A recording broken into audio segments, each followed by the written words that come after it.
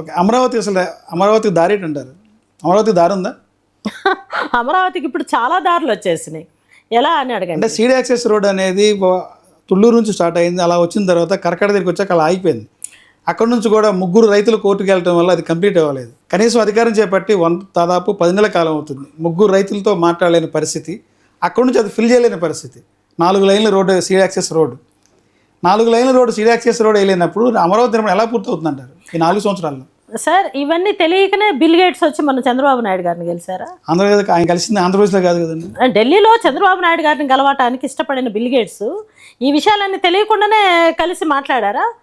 ఆంధ్రప్రదేశ్ని డెవలప్ చేయడానికి అనేక కంపెనీలు ముందుకు వస్తున్నాయి. బిల్ గేట్స్ లాంటి ధనవంతులు ముందుకు వస్తున్నారు.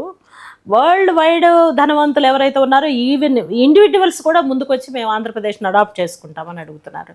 That is very good sign. So నేనేమంటున్నానంటే అండి, Rome is not built in a day. నేను మళ్ళీ చెప్తున్నాను, రోమ్ నగరం ఒక రోజులో కట్టలేదు. అట్లాగే ఆంధ్రప్రదేశ్ అనే ఒక గౌరవప్రదమైన చైతన్యవంతమైన ఒక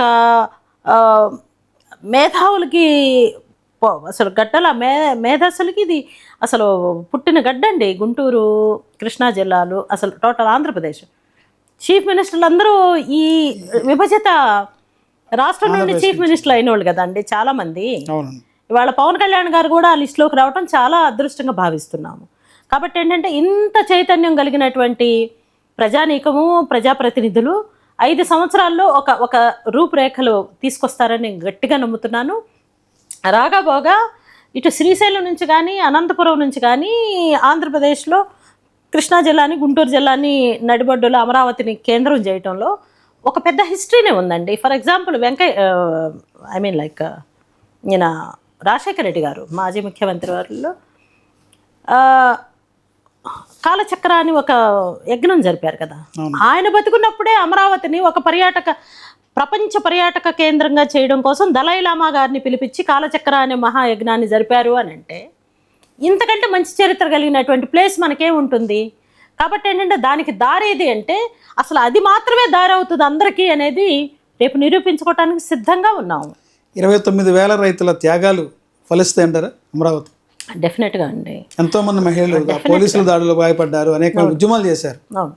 ఒక పండగ లేదు, ఏమీ లేదు, వాతావరణం లేదు, ప్రతిరోజు కూడా ఉద్యమాలతో ఇదే. ఆ ఉద్యమంలో బలిదానమైన వాళ్ళందరికీ నేను ఈ సందర్భంగా నివాళులు అర్పిస్తున్నానండి. నేను పర్సన్ టు పర్సన్ చూశాను. ప్రతి ఊర్లో నేను నా ప్రసంగాలతో నేను వాళ్ళతో కలిసి రోడ్ల మీద భోంచేశాను. నేను చెప్తున్నది ఏంటంటే అండి, వాళ్ళ త్యాగం ఖచ్చితంగా ఫలితం తీసుకునే రోజు వచ్చింది. వృధా కాదు, వాళ్ళ త్యాగాలు ఎప్పుడు వృధా కావండి, కాకపోతే సమయం పట్టవచ్చు. ఈ టైంలో చంద్రబాబు గారు మనకి సీఎంగా ఉండడం అనేది ఒక మంచి సంకేతం అండి. ఆయన కాకుండా మళ్ళీ ఇంకొక అదృశ్య శక్తి లేకపోతే అరాచక శక్తులు వచ్చి ఉండుంటే అసలు ఆంధ్రప్రదేశ్లో ఇప్పటికే ఒక 50%, 60% జనం పక్కా రాష్ట్రాలకి వలసలు పోయే మైనస్ ఇదిలో ఉంది. సో జగన్మోహన్ రెడ్డి గారు ముఖ్యమంత్రిగా వైదొలిగే నాటికి -0లో ఉందండి ఆర్థిక వ్యవస్థ.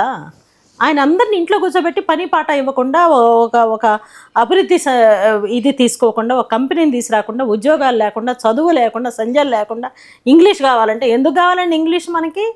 నీకున్న వ్యవస్థ బయటకు గ్లోబల్ పరంగా బయటకు వెళ్ళి ఉద్యోగాలు చేయాలంటే ఇంగ్లీష్ కావాలి కదా మేడం. అసలు బయటకు వెళ్ళే పరిస్థితులు ఎక్కడ కల్పించాడండి ఈయన? అసలు నీ సంపదను నువ్వు సవ్యంగా ఉపయోగించుకుంటే ఆంధ్రప్రదేశ్ కంటే మంచి రాష్ట్రం ఏముంటుందండి? ఇప్పుడు ఉమ్మడి రాష్ట్రంలో హైటెక్ సిటీ దగ్గర నుంచి చూసుకొని, ఎడ్యుకేషన్ పరంగా చూసుకున్నా, సాంకేతిక పరంగా చూసుకున్నా, ఇతర రాష్ట్రాల వాళ్ళు వచ్చి హైదరాబాద్లో సెటిల్ అవడానికి ప్రయత్నించిన ఆ ప్రయత్నం ఏదైతే ఉందో అది చంద్రబాబు నాయుడు గారు, రాజశేఖర రెడ్డి గారు, అంతక్రితం ఉన్నటువంటి సీఎంలు అందరూ ఉమ్మడి బాధ్యతగా తీసుకున్నారు. కాబట్టి పక్క రాష్ట్రాల వాళ్ళు కూడా వచ్చి హైదరాబాద్లో ఉద్యోగాలు చేయడానికి ఈ రోజుకి జరుగుతుంది. అది అసలు ఆ ఘనత కూడా మనకే దక్కటం అనేది కేటీఆర్ అసెంబ్లీలోనే చెప్పారు. ఇదంతా రేవంత్ రెడ్డి మీరు కాదయ్యా, ఈ హైటెక్ హైదరాబాద్ మొత్తం it was built up by the Chandrababu Naidu గారు అని చెప్పిన సందర్భం ఉంది. మనం చెప్పాల, పక్క రాష్ట్ర ముఖ్యమంత్రి కొడుకే మినిస్టరే చెప్పాడు, ఐటీ మినిస్టర్. కాబట్టి ఏంటంటే మన గొప్పతనం మనకి తెలుసు. నేను ఇక్కడ ఒక విషయం, ఇంపార్టెంట్ విషయం మీతో షేర్ చేసుకోవాలనుకుంటున్నానండి. తెలుగుదేశం పార్టీలో ఒక చిన్న, నాకు బాధ పెట్టే ఒక చిన్న అంశం ఉంది. అన్నీ చేస్తాం కానీ చేసింది చెప్పుకోవటానికి ఒక్కళ్ళు కూడా టాలెంట్ లేదు. ప్రచారానికి care of address TDP party అంటారు, మీరేమో చేసింది చెప్పుకోవడానికి ఏం చెప్తున్నారు? చేసింది ప్రచార ఆర్భాటం తప్ప చేసేది తక్కువ అని వైసీపీ చెప్పు. నో మీరేమో చేసింది చెప్పుకోలేదు. అసలు ఇప్పుడు వరదలై పారుతుందంటే బురద కూడా లేని డైలాగ్స్ జగన్మోహన్ రెడ్డి గారు చెప్పి, తెలుగుదేశం ఇంత 2 ఉమ్మడి రాష్ట్రాల్లో కూడా తెలుగుదేశం హవాలోనే అభివృద్ధి చెందిందని పక్క రాష్ట్రం వాళ్ళు చెప్తుంటే నువ్వు అలా ఎలా మాట్లాడతావు? అందుకని నేనేమంటున్నానంటే అండి, అభివృద్ధికి మన దగ్గర కావాల్సిన సంపదలన్నీ ఉన్నాయి. అందుకని నువ్వు ఇంగ్లీష్ నేర్చుకొని ఎక్కడికో అసలు ఇంగ్లీష్ ఏం పని అండి? నాకు స్టాలిన్ గారు చాలా నచ్చుతారు. మాతృభాషకి ఎంతో విలువిస్తారు. వాళ్ళకి ఇంగ్లీష్ వచ్చినా కూడా ఇంగ్లీష్ మాట్లాడరు, హిందీ మాట్లాడరు.